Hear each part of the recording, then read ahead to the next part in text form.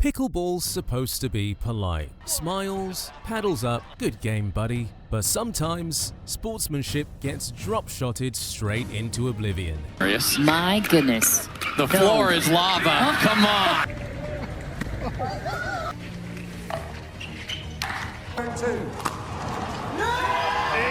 And it all started at the 2024 Quintana Roo International when Shonk celebrated a championship point, then got kicked in the head for it. Final point, championship won.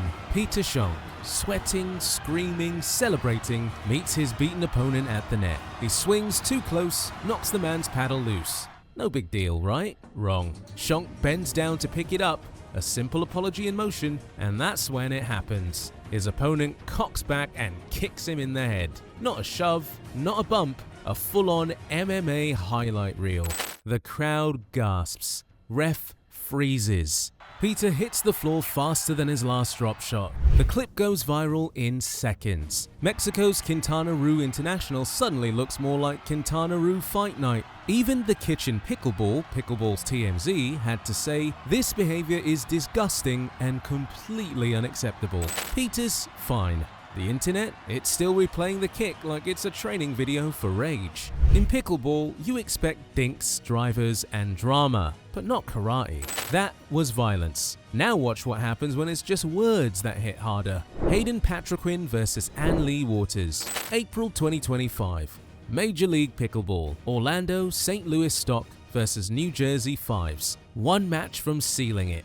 Tensions high, crowd electric, and then it detonates. After the final point, players head to the net for paddle taps. Routine, respectful. Until Hayden Patriquin opens his mouth and drops the line that silences the crowd. Take that, bitch. The air goes nuclear. Anna Leigh doesn't back off. She crosses the net, face to face, coaches yelling, benches clearing, the ref caught in the blast radius. If pickleball had bench brawls, this was one. What makes it worse, 2 years earlier, they were teammates, mixed doubles partners, a highlight duo for the same team. Now, they're nose to nose across the net and the league's issuing statements on sportsmanship. MLP called it unsportsmanlike.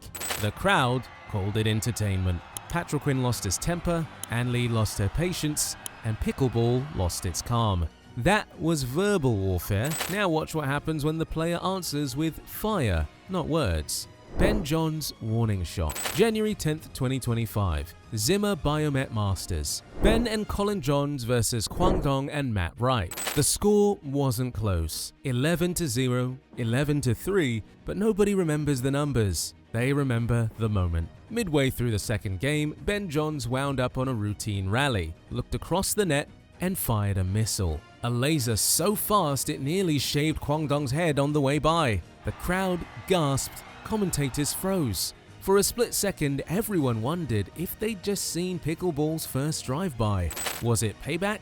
Was it a message? Ben later called it a warning shot, said Quang had been aiming for the body all match, so he returned the favor just higher. Colin backed him up, explaining the unwritten rule. Body's fair game, head's not, except this one missed by inches. The rally ended, the debate didn't. One speed up, one headline, and 1,000 arguments about respect, revenge, and where the line really is. That was intimidation.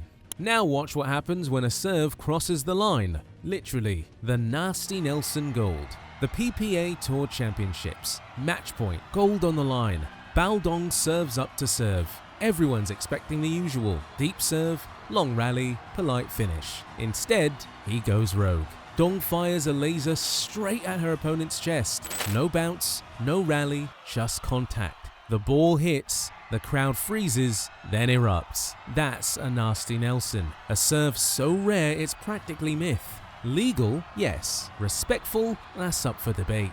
The match ends right there. Championship sealed by impact, not by spin. Within hours, the clips everywhere. Half the internet's calling it genius, the other half's calling it dirty. One side says Bush League, the other crown him with #NastyNelson. Duong laughs it off later. They kept targeting my partner, so I finished it. Bold, cold, completely within the rules. Sportsmanship, optional. Precision, mandatory. That was aim, the next one's accusation. And it's about to get personal, so keep your eyes up and your thumb on subscribe. Staksrud vs Johnson, Mesa, February 2025. A semi-final that started like a match and ended like a meltdown. Hunter Johnson vs Federico Staksrud. 2 pros, 1 court, and apparently no chill. Game 1, Staksrud storms back from 2-9 down to steal it 12-10. Game 2, Johnson answers. At 11-10, his shot barely grazes the line. In or out, nobody can tell. Staksrud calls it out. Johnson challenges. Replay says the call stands. The crowd's confused. Johnson's furious. So he calls in the head ref, Don Stanley. And that's when everything falls apart. Stanley overturns the call, sends it to a third game, and Staksrud loses it. First he gets a technical for ball abuse, then one for profanity, then another for arguing the last one.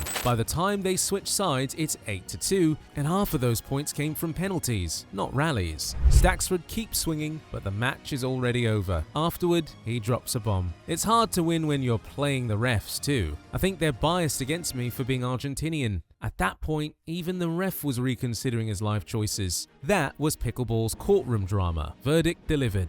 Now watch what happens when anger takes the stand. Howells Hewitt vs Wright Ignatowicz. The rally was electric. Reflexes, speed, everything on the edge of chaos. Then it ends. Will Howells slams the winner, and before the ball even hits the floor, he's already in his opponent's face, screaming like he just won the world. No handshake, no space, just adrenaline and ego colliding at the kitchen line. The crowd half cheers, half boos. Howells doesn't flinch. He just scoops up the ball, looks straight at Wright, and flicks it back. Clean shot right to the neck.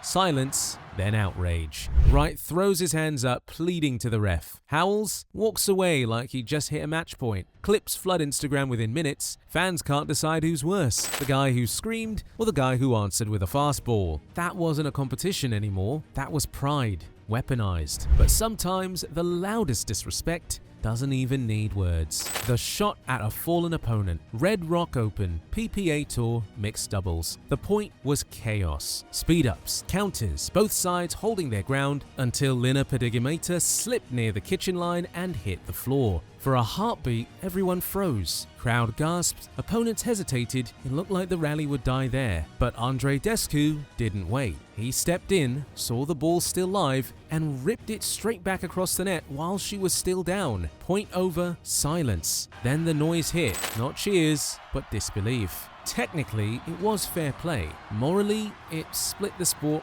right in half. Half the fans said, ball's in, play on. The other half said, you don't take the shot when someone's on the ground. Descu raised a hand, mouthed an apology, but by then the clip was already on Instagram. Slow-mo replays, frame-by-frame outrage, captions arguing about respect versus ruthlessness. It wasn't violence or trash talk or even arrogance, just intent, cold, clean, and completely legal. Because sometimes disrespect doesn't shout, it just finishes the point. But what happens when it's not the players losing control, but the sport itself? Paddle testing chaos. Beer City 2024, a tournament that should have been about serves and smashes turned into a science experiment gone wrong. The PPL paddle testing system, designed to keep the game fair, started failing. New paddles straight out of the wrapper were flunking tests. Teams lined up only to watch their gear get red flagged like contraband. One squad had every jeweler paddle rejected. Their response? Threatened to boycott unless the testing stopped altogether.